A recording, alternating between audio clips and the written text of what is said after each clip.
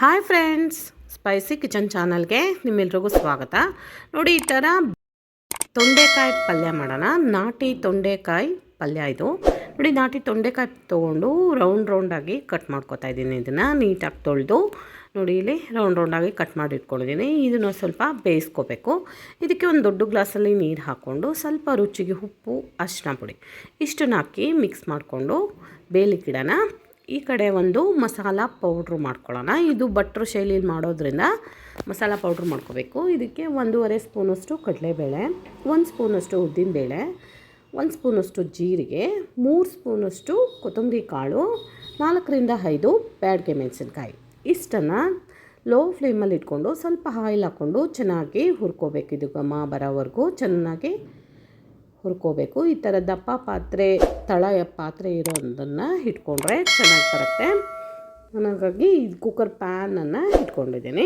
ಇದನ್ನು ಚೆನ್ನಾಗಿ ಹುರ್ಕೊಂಡು ಒಂದು ಮಿಕ್ಸರ್ ಜಾರ್ಗೆ ಹಾಕೋತಾ ಇದ್ದೀನಿ. ಇದಕ್ಕೆ ಸುಮಾರು ಒಂದು 5ರಿಂದ 6 ಸ್ಪೂನಷ್ಟು ಕಾಯಿ ತುರಿ, ಅದನ್ನು ಲೋ ಫ್ಲೇಮಲ್ಲಿ ಇಟ್ಕೊಂಡು ಸ್ವಲ್ಪ ಹುರ್ಕೊಳ್ಳೋಣ. ಅದಕ್ಕೆ ನೋಡಿ, ಇಷ್ಟು ಹುಣಸೆ ಹಣ್ಣು ಹಾಕೋತಾ ಇದ್ದೀನಿ ಬರಲಿಕ್ಕೆ. ಹುಣಸೆಹಣ್ಣು ಹಾಕ್ಕೊಂಡು ಹುಣಸೆಹಣ್ಣು ಮತ್ತು ಕಾಯಿ ತುರಿನ ಚೆನ್ನಾಗಿ ರೋಸ್ಟ್ ಮಾಡ್ಕೊಳ್ಳೋಣ. ಸಿಮ್ಮಲ್ಲಿ ಇಟ್ಕೊಂಡು ಸ್ವಲ್ಪ ಹೊತ್ತು ಅದನ್ನು ಅದೇ ಮಿಕ್ಸರ್ ಜಾರಿಗೆ ಹಾಕ್ಕೊಂಡು ಎರಡನ್ನೂ ನೈಸಾಗಿ ಪೌಡ್ರ್ ಮಾಡ್ಕೋಬೇಕು. ಈ ಕಡೆ ತೊಂಡೆಕಾಯಿ ಬೇಯ್ತಾ ಇದೆ. ಇದಕ್ಕೆ ಹಸಿಮೆಣಸಿನ್ಕಾಯಿ, ಈರುಳ್ಳಿ ಇಷ್ಟೇ ತೊಗೊಂಡಿದ್ದೀನಿ ನಾನು. ಟೊಮೊಟೊ ಹಾಕಿದ್ರೆ ಗೊಜ್ಜು ಥರ ಆಗುತ್ತೆ. ಟೊಮೊಟೊ ಬೇಡ, ಇದು ಡ್ರೈ ಆಗಿ ಮಾಡೋದ್ರಿಂದ ಟೊಮೊಟೊ ಹಾಕಿಲ್ಲ.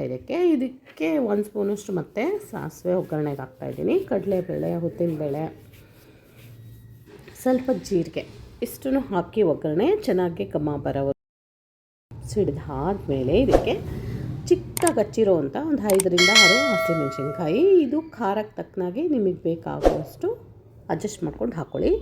ಮತ್ತು ಉದ್ದುದಾಗಿ ಹಚ್ಚಿರೋವಂಥ 2 ದೊಡ್ಡ ಈರುಳ್ಳಿ ಇಷ್ಟನ್ನು ಹಾಕಿ ಚೆನ್ನಾಗಿ ಫ್ರೈ ಮಾಡ್ಕೋಬೇಕು. ಇದು ಈರುಳ್ಳಿ ಸ್ವಲ್ಪ ಕಲರ್ ಚೇಂಜ್ ಆಗೋವರೆಗೂ ಹುರ್ಕೊಳ್ಳೋಣ. ಇದು ನೋಡಿ, ತೊಂಡೆಕಾಯಿ ಚೆನ್ನಾಗಿ ಬೆಂದಿದೆ. ಒಂದು 10ರಿಂದ 20 ನಿಮಿಷಗಳ ಕಾಲ ಬೇಯಿಸಿದ್ದೀನಿ ನಾನು. ಇದು ಚೆನ್ನಾಗಿ ಸ್ವಲ್ಪ ನೀರಲ್ಲೇ ಬೇಯಿಸ್ಕೊಂಡಿದ್ದೀನಿ. ನೀರೆಲ್ಲ ಡ್ರೈ ಆಗೋವರೆಗೂ ಕುದಿಸ್ಕೊಂಡಿದ್ದೀನಿ ಅಷ್ಟೇ. ಹಾಕ್ಕೊಂಡು ಮತ್ತು ಈ ಒಗ್ಗರಣೆಯಲ್ಲಿ ಹಾಕ್ಕೊಂಡು ಚೆನ್ನಾಗಿ ಒಂದು 2-3 ನಿಮಿಷ ಫ್ರೈ ಮಾಡ್ಕೋಬೇಕದು. ಅದು ಸ್ವಲ್ಪ ಬೆಂಡೆಕಾಯಿ ಲೋಳೆ ಥರನೇ ಸ್ವಲ್ಪ ಬರುತ್ತೆ. ಹಾಗಾಗಿ ಈ ಥರ ಫ್ರೈ ಮಾಡೋದ್ರಿಂದ ಆ ಲೋಳೆ ಅಂಶ ಎಲ್ಲ ಹೋಗುತ್ತೆ, ಒಳ್ಳೆ ಟೇಸ್ಟೂ ಬರುತ್ತೆ. ಚೆನ್ನಾಗಿ ಫ್ರೈ ಆದಮೇಲೆ ಇನ್ನು ಪೌಡ್ರು ಮಾಡ್ಕೊಂಡಿದ್ವಲ್ಲ ಮಸಾಲ ಪೌಡ್ರು, ಅದನ್ನು ಇದಕ್ಕೆ ಮಿಕ್ಸ್ ಮಾಡ್ಕೊಳ್ಳೋಣ. ಮಿಕ್ಸ್ ಮಾಡಿ ಚೆನ್ನಾಗಿ ಮಿಕ್ಸ್ ಮಾಡ್ಕೋಬೇಕಿದು.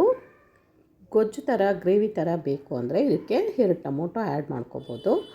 ಇಲ್ಲಿ ನಾನು ಟೊಮೊಟೊ ಹಾಕ್ತಾಯಿಲ್ಲ. ಟೊಮೊಟೊ ಹಾಕಿಲ್ಲದೆ ಇರೋದ್ರಿಂದ ಇದು ಡ್ರೈ ಆಗಿ ಮದುವೆ ಮನೆಗಳಲ್ಲಿ ಭಟ್ರುಗಳು ಮಾಡೋ ಶೈಲಿಲಿ ಮಾಡ್ತಾಯಿದ್ದೀನಿ. ಇದಕ್ಕೊಂದು 1/2 ಸ್ಪೂನಷ್ಟು ಮತ್ತು ಕೊತ್ತಂಬರಿ ಪುಡಿ ಹಾಕ್ತಾಯಿದ್ದೆ. ಕೊತ್ತಂಬರಿ ಸೊಪ್ಪು ಹಾಕ್ಕೊಂಡು ಮಿಕ್ಸ್ ಮಾಡಿಕೊಂಡ್ರೆ ತೊಂಡೆಕಾಯಿ ಪಲ್ಯ, ರುಚಿಯಾದ ತೊಂಡೆಕಾಯಿ ಪಲ್ಯ ರೆಡಿ ಆಯಿತು. ಇದು ಚಪಾತಿ ಜೊತೆ ತುಂಬ ಒಳ್ಳೆ ಕಾಂಬಿನೇಷನು. ನೈಟ್ ಟೈಮು ಡಿನ್ನರ್ಗೆ ಮಾಡ್ಕೊಂಡು ತಿನ್ಬೋದು. ಒಳ್ಳೆ ಟೇಸ್ಟಿಯಾಗಿರುತ್ತೆ, ಆರೋಗ್ಯಕ್ಕೂ ಒಳ್ಳೆಯದು. ನಿಮಗೆ ನನ್ನ ವಿಡಿಯೋಸ್ ಇಷ್ಟ ಆದರೆ ಪ್ಲೀಸ್ ಲೈಕ್ ಮಾಡಿ, ಶೇರ್ ಮಾಡಿ, ಸಬ್ಸ್ಕ್ರೈಬ್ ಮಾಡ್ಕೊಳ್ಳಿ ಫ್ರೆಂಡ್ಸ್. ನೋಡಿ ಎಷ್ಟು ಚೆನ್ನಾಗಿ ಬಂದಿದೆ ತೊಂಡೆಕಾಯಿ.